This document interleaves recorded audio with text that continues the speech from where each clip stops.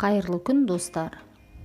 Біз бүгін өте дәмді және тез дайындалатын сырные шарики пісіретін боламыз. Ол үшін бізге 200 грамдай сыр, жұмыртқаның 2 сарыуызы, 40-50 грамдай ұн, шым-шым тұз бен қопсытқыш қажет. Алдымен сырды терканың майда көзінен өткіземіз.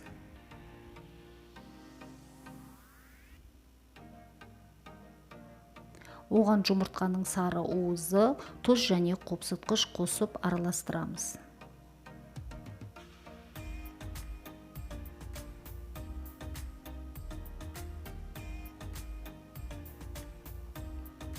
Сосын ұнды аз-аздап қосып илейміз. Сыр қолға жабыспау керек және қатты да болып қалмау керек.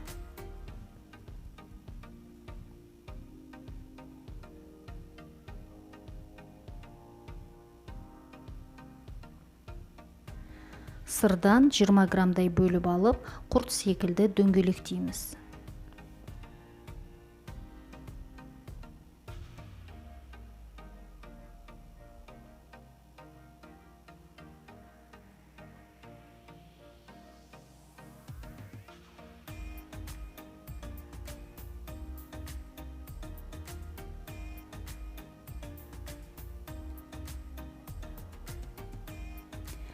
Рецепт бойынша шамамен 12-14 шариктей шығу керек.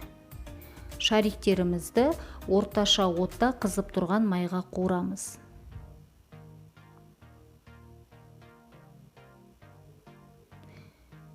Біздің шариктеріміз бір-біріне және ыдысқа жабысып қалмауы керек.